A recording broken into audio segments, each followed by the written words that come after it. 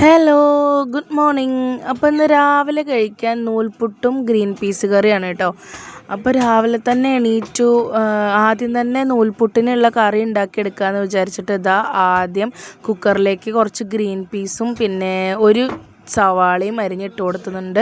കൂടെ തന്നെ ഒരു തക്കാളി, പിന്നെ പൊടികളായിട്ട് മഞ്ഞൾപ്പൊടിയും മുളക് പൊടിയും ഒക്കെ ഇട്ട് കൊടുക്കുന്നുണ്ട് കേട്ടോ. കൂട്ടത്തിൽ തന്നെ കുറച്ച് മല്ലിപ്പൊടി, പിന്നെ ഇഞ്ചി വെളുത്തുള്ളി പേസ്റ്റാണ് കേട്ടോ ഇട്ട് കൊടുക്കുന്നത്. ഇപ്പുറത്ത് ഞാൻ നൂൽപുട്ട് അടുപ്പത്ത് അടച്ചു വെച്ചിട്ടുണ്ട് കേട്ടോ വേവാൻ വേണ്ടിയിട്ട്. പിന്നെ അതൊക്കെ വെന്ത് വന്നപ്പോൾ ഞാൻ കുറച്ച് ഉള്ളി മൂപ്പിച്ചിട്ട് അതിലേക്ക് കൊട്ടി കൊടുക്കുന്നുണ്ട് കേട്ടോ. സിമ്പിളായിട്ടൊരു കറി. അങ്ങനെ നൂൽപുട്ടും കടലക്കറി ഇവിടെ റെഡി ആയിട്ടുണ്ട്. അപ്പോൾ ഒരു കട്ടൻ ചായ എടുത്തിട്ട് ഞാനും ഇച്ചിക്കുട്ടനും കൂടെ നൂൽപുട്ട് കഴിക്കാൻ വേണ്ടിയിട്ട് മേശപ്പുറത്ത് വന്നിരിക്കുന്നുണ്ട് കേട്ടോ. ഇച്ചിക്കുട്ടൻ എൻ്റെ അടുത്ത് തന്നെ വന്നിരിക്കുന്നുണ്ട്. അവൻ ഒറ്റയ്ക്ക് കഴിക്കണം എന്ന് പറഞ്ഞിട്ട് ഒറ്റയ്ക്ക് കഴിച്ചുകൊണ്ടിരിക്കുകയാണ് കേട്ടോ. അവൻ ഒറ്റയ്ക്ക് കഴിക്കുന്നതാണ് ഇഷ്ടം. അങ്ങനെ ഞാനും ഇച്ചിക്കുട്ടനും കൂടിയും കഴിച്ചുകൊണ്ടിരിക്കുകയാണ് കേട്ടോ. ഇച്ചിക്കുട്ടൻ ഒറ്റയ്ക്ക് കഴിക്കണോണ്ട് എനിക്ക് അത്ര വലിയ പണിയില്ല. ജസ്റ്റ് ഒന്ന് ശ്രദ്ധിച്ചാൽ മാത്രം മതി കേട്ടോ.